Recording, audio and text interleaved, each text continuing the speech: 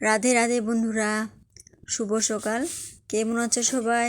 আশা করি সবাই ভালোই আছো। তো আমিও ঠাকুরের কৃপায় একরকম ভালোই আছি। তো এখন বাজে সকাল 5টার মতো। তো আমি মুখ ধুয়ে একা একা বেরিয়ে পড়লাম একটু হাঁটার জন্য।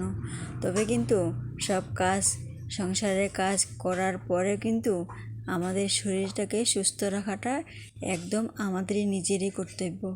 কেননা শরীর অসুস্থ হলে তবে কিন্তু আর কিছুই কাজ করা যাবে না, যে কোনো কাজেই হোক। তো আমি এখন হাঁটতে চলেছি আমাদের বাড়ির পাশের রাস্তাটা দিয়ে। আর এই রাস্তাটা হচ্ছে রেল লাইনের পাশের রাস্তা। তো আমাদের বাড়ি কিন্তু একদম রেল লাইনের পাশে। আর এই হচ্ছে রেলগেট, আমাদের বাড়ি থেকে একটু দূরে এই রেলগেটটা। তো এই রেলগেটটা পেয়ে গেলাম আমি। তো এই রেলগেটটা দিয়ে কিন্তু রাস্তার ওই পাশেও আরেকটা রাস্তা আছে এই রকম গাড়ি আসা যাওয়ার জন্য আর রেল স্টেশন যাওয়ার জন্য। আর এই রেল স্টেশনটাই কিন্তু আমাদের বাড়ির প্রায় কাছেই। আমাদের বাড়ি থেকে 5 মিনিট যেতে লাগে সময়। তো এইটা হচ্ছে রেলগেট। তো একটু হাঁটার পরেই আমি পেয়ে গেলাম রেল স্টেশনের প্ল্যাটফর্মটা। এই দেখতে পাচ্ছ, এখান থেকে প্ল্যাটফর্ম। আর ওই যে ওখানে লেখা আছে নলবাড়ি। তো আমার বাড়ি কিন্তু আসামের নলবাড়িতে, আসাম ডিস্ট্রিক্ট নলবাড়ি জেলাতে। তো হাঁটতে হাঁটতে পেয়ে গেলাম রেল স্টেশনের একদম কাছে। তবু আর আমি একা একা বলে আর রেল স্টেশনের ওখানে দিয়ে গেলাম না। তো আমি আবার চলে আসলাম আমাদের বাড়ির সামনে। আমি এখানে দাঁড়িয়ে আছি আমাদের বাড়ির সামনে। তো এই যে দেখো, রেলের কথা বলতে বলতে আমি এডিট করার সময় কিন্তু রেল এসেই পড়লো। হয়তো শুনতেই পাচ্ছ গাড়ির আওয়াজ। তো বাসি কাজ করে স্নান করে তারপর পুজো দিয়ে দিলাম। এখন হচ্ছে রান্নার পালা। তো আজকে কি রান্না করব তোমাদেরকে দেখাচ্ছি, চলো। আজকে রান্না করব আমি মাংস। তো বাজার থেকে বড়মশাই মাংস নিয়ে এসেছে। আর মাংস হচ্ছে ছাগলের মাংস। আর এই মাংস বাছতে বসে পড়েছে আমার মেয়ে। তো আমি মেয়েকে বললাম মাংস একটু বেছে দাও, তাহলে তাড়াতাড়ি হবে কাজ। তো এই মেয়ে কিন্তু আমার কথা বলতে পারে না। তো আগে আমি ভিডিওতে বলেছিলাম যে আমার মেয়ে ঘরে থাকে না, হোস্টেলে থেকে পড়ে। ওকে হোস্টেল থেকে আনতে গিয়েছিলাম, সেই ভিডিওতে সেটা তোমাদের সঙ্গে শেয়ার করেছিলাম। তো আমার মেয়ে কিন্তু খুব দুঃখের কথা, আমার মেয়ে কথা বলতে পারে না। তো তার জন্যই ওকে ওদের শিক্ষার জন্য বাইরের থেকে পড়াতে হয়। তো এখন ছিল গরমের বন্ধ, তাই ঘরেই আছে। তো স্কুল খুলে গিয়েছে, তো ওকে স্কুলে দিতে যেতে হবে। তো একটু পরে কিন্তু বৃষ্টি নেমে আসছিল, প্রচুর বৃষ্টি। তো বৃষ্টি হলে কিন্তু আমার একটু সমস্যা হয়ে যায় রান্নাঘরের জন্য। তবে আর কি হবে, এগুলো বললে বৃষ্টি তো আসবেই। তো ফাইনালি আমার মাংসগুলো ধুয়ে সুন্দরভাবে রেখেছি। তো এগুলো আমার মেয়ে রেডি করে ফেলেছে, কেটে বেছে ধুয়ে সুন্দরভাবে। আলু, পেঁয়াজ, রসুন আর মশলাও আমি করে নিয়েছি একদম সব কিছুই। শুকনো লঙ্কা, জিরা, আদা, পেঁয়াজ সব কিছুই একসাথে পেস্ট করে নিয়েছি আমি মিক্সিতে। এখন হচ্ছে তরকারিটা বসাবো। আর এই তরকারিটা কিন্তু আমার মেয়ে বসাবো বলেছে। তো আমি মেয়েকেই করতে দিলাম, কারণ কথা বলতে না পারলে কি হবে, শিখতে তো হবেই সব কাজেই। তার জন্য আমি কিছু কিছু কাজ শিখতে দিয়েছি। আর ফাইনালি সব কিছু দিয়ে মেখে রেখেছে মাংসটা। আর আমি কিন্তু এইভাবেই রান্না করি। তো অনেকে কিন্তু অনেকভাবে রান্না করে। তো আমি সব কিছু মশলা দিয়ে তারপর মাখিয়ে 10 মিনিট মতো রেখে দিই। তারপরে এই তরকারিটা মাংসটা আমি সম্বাস দিয়ে বসিয়ে দিই। তো আমার মাংস প্রায় হয়ে গিয়েছে। তো আমার মেয়ে সব কিছু করলো, তো আমি দূর থেকে সব কিছু দিলাম।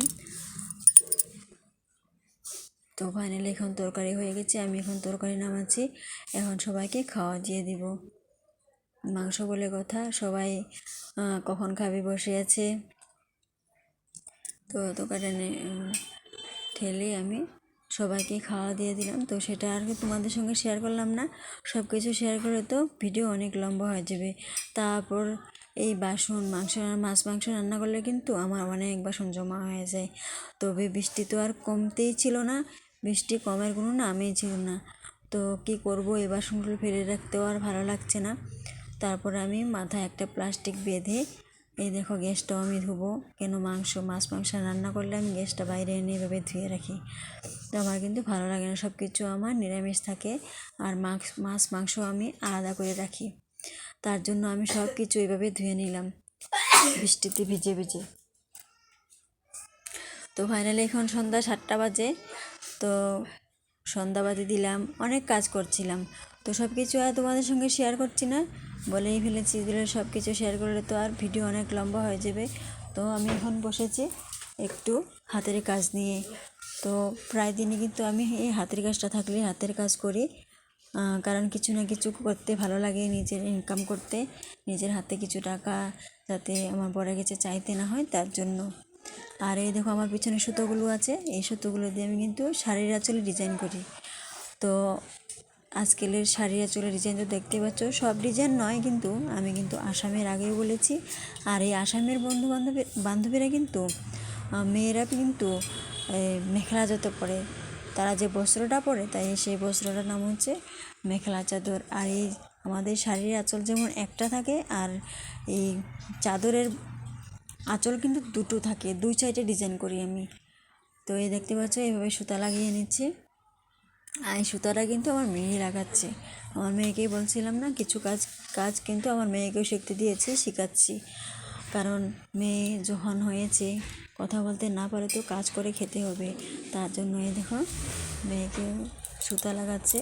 আর মেয়েকে কিন্তু ভিডিও ক্যামেরা অন করলে মেয়ের সামনে অনেক খারাপ পায়, তার জন্য আমি তার সাথে ক্যামেরা আজকে প্রথমেই করেছি। তো এই দেখো সুতো লাগাচ্ছে, কীভাবে লাগাচ্ছে সেটাকে আমি দেখাচ্ছি তোমাদেরকে। সুই দিয়ে লাগাচ্ছে, সুতোটা 4 নাল করে নিতে হয়। আর এইভাবে দেখো এখন কাটবে, কেচি দিয়ে কাটা করে কাটবে। তারপর সুতোগুলো লাগাবে মেয়ে, আর তারপর ডিজাইনটা করব আমি। কেন তাকে আমি ডিজাইনটা করতে দিই না, কারণ ডিজাইনটা কিন্তু ভালো হতে হবে, গিঁঠাগুলো শক্ত হতে হবে যাতে খুলে না যায়, তার জন্য। আর এই দেখো আমি এই চাদরটা কিন্তু কী কালার সুতো দিয়ে করছি সেটাও তোমাদেরকে দেখাচ্ছি। এখানে আছে 2টা কালার, একটা আছে অফ হোয়াইট আর একটা আছে কারা সবুজ, 2টা কালার আছে। আমি 2টো কালার দিয়েই এই ডিজাইনটা করেছি, দেখতে পাচ্ছ এখানে 2টা কালার আছে।